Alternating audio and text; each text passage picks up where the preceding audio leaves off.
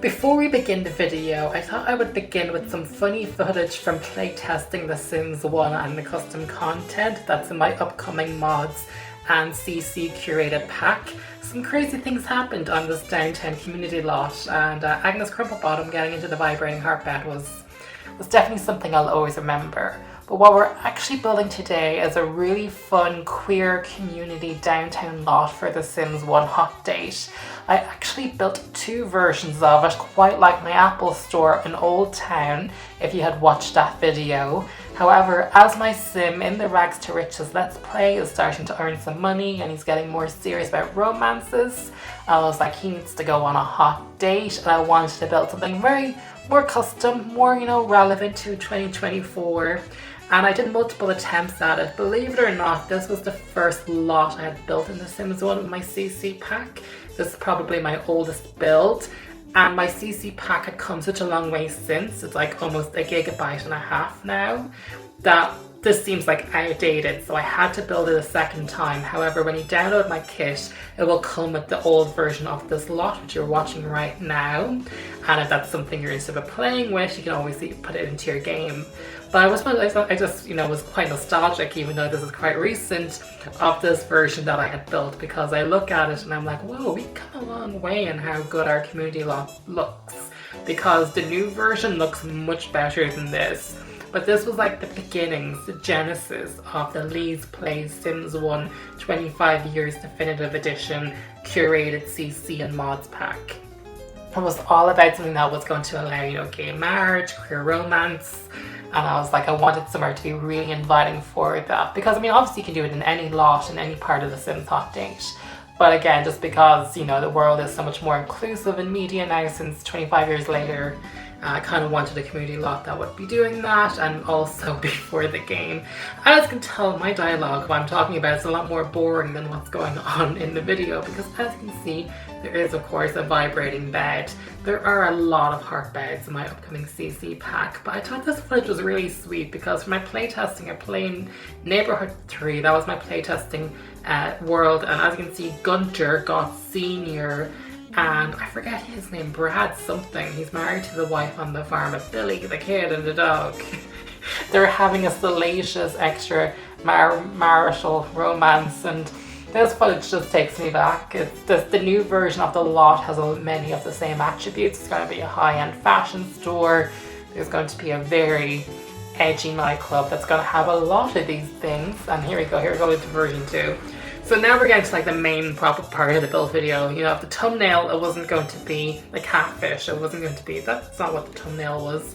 We're actually doing it properly. What I wanted to do was make the water look like it was connecting with the other community lot beside it. So that's why I was going into neighborhood view. And I really like that. So when you place the slot into your game, number 23 is always going to be a vacant lot in Hot Date in downtown. And it looks cool beside all the other lots. I kind of wanted it to blend in. This really nice kind of pier, and I was kind of thinking about, queer legacy, queer culture, and this kind of idea of like the docks, right? Like it's like that kind of 1960s art housecape film with all those fishermen and seamen down at the docks, and it's, super homoerotic. We're kind of going for that vibe, so that there's like this, a bunch of converted warehouses, one of them to become a nightclub, and then obviously where the gays go, things gentrify, so you have a high-end fashion store nearby. But where we're really beginning is with the nightclub, because that's like what you want to do in The Sims 1 if you're going to a downtown and a hot date. I had to iterate on multiple times just to get the shape and the size and the scale of it right, because there are things I knew I wanted. I wanted the bar to be in it with the nightclub. I didn't want them to be too separate. In the first version you watched, a few minutes ago, I actually separated the bar and the nightclub, and the problem was Sims were dispersing and the lot was looking empty, and I wanted this to be full of life. I wanted it to look really alive. It was really important that we combine the bar space and the nightclub into one, and there still needed to be somewhere where we could do a really edgy woohoo. This is more like one of the edgier gay clubs, think like Berlin. And you gotta do it. You gotta do it. And also, I made some custom content for this lot in particular. As you can see, I have the intersectional inclusive gay pride flag. I had to make that. That was a nightmare because it's separated into three separate, it's one object, but graphically it's three objects. And getting the rainbows like straight lines and getting that to match up on an isometric view when you had to split it into three is a bigger nightmare than you'll ever know. And another really cool thing about this lot, if you play with it, is that the DJ is going to be RuPaul. And that came about in a really interesting way. As I was creating my CC pack towards the latter end of it, and I was just looking for stuff to put into it, I got really interested in what like queer culture was like 25 years ago in the context of The Sims, because we always know that The Sims was a very progressive game in that aspect. But a lot of skins from The Sims 1, a lot of skins you could download for your characters were like movie stars or video game characters or cartoon characters or superheroes. And so it wasn't typically about the individual. And I thought it was really, really interesting that when it came to culture, the one who, you know, meta 25 years ago was RuPaul. And I think that just speaks so much about their legacy of who they are as a character. I mean, the only other character in popular culture that I could find that you could download from websites like the Sims Resource were like from the television show Queer as Folk, both the British version and the American version. And I thought that was really, really interesting. And I also believe Will and Grace. And I just thought that just spoke so much volumes about what representation was for that community 25 years ago and how far we've come since. And RuPaul's obviously still around. Drag Race has never been more popular. So I just thought as an ode for the work that he had done, you know, playing with gender, playing with identity as a person of color, you know, that's just as important today. But for what they have accomplished 25 years ago, made it even more impressive to be so celebrated and loved. And so I did some custom programming on my end and I put him into the game as a DJ. But funny enough, we've moved on now to the Chinese restaurant. I kind of just went very philosophical on you.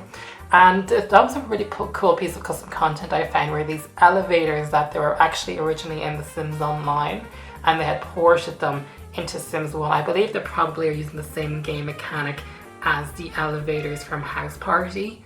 But I just thought this was a really, really interesting idea to add to the lot because we're so confined by space. And even getting the shape of the roofing right, because The Sims 1 obviously has automatic roofing, they're not gabled, they're not arched, and doing a kind of a pagoda style roof system. The next area we're moving on to, as you can see here, is the luxury designer store, because obviously when you have a bunch of warehouses and an area with gentrify, it seems obvious that commerce and shopping would come naturally with it from a philosophical point of view, and obviously for entertainment and being a game and gameplay, you want somewhere to go shopping. And I found some amazing retail custom content from 7 Deadly Sins. And so this retail store has a combination of that, particularly the mannequins, being able to have male mannequins. There was only one mannequin in the Sims Superstar, one woman, and now being able to have 6 mannequins, it just brings this clothing store to life so much more. And I want it to look luxurious, I want it to look expensive. You can't dictate the prices of things in Sims Hot Date, it's all just set. So this is more about the visuals, more so than the fact of anything else. As you can see now, we are doing a bit of play testing. This is something I like to do once you start building, because again, I'm not that familiar with the Sims 1. You know, when you play Sims 4 for years, you forget how much, you know, the systems change. So I'm going around play testing everything. So the clothing store worked, the restaurant worked, and also, as you can see, the nightclub is absolutely going off. There's a rager. So now we're back in build mode and we're just building the next lot, which is going to be more of a, you know, just like a casual, cuter shop. You know, you can buy chocolates, gifts, bouquets of flowers. Again, it's basically exploiting all the functions you can do in the Sims Hot Date. So rather than have to travel to multiple community lots, you can really just do everything here. So this is obviously a great place to run in and buy a bunch of flowers for a hot date, or, you know, a box of chocolates or something. And this is like, you know, the older, this is more historical. This is, you know, it's kind of an older venue that's been around for quite a while. This is maybe, you know, something that has always been there before they gentrified. Maybe when they were, you know, shipping docks and they were just warehouses, this could have been like a corner goods store. And now, because obviously, you know, things have come on, you know, there's an ice cream parlor outside of it. There's also some public bathrooms in the area, which obviously was really important to the legacy of kind of this queer dock area.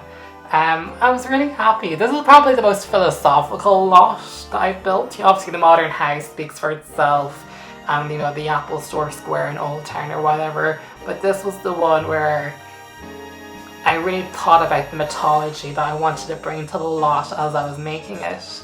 And this is very deep for a video about the Sims 1 building for an old game. But yeah, I just thought this was really, really beautiful, and I'm really happy with what I did with it. And I think the custom content that we're using looks great. I'm happy with the new custom content that I made. Those flags that are hanging from the building are from the Sims resource from over 24 years ago.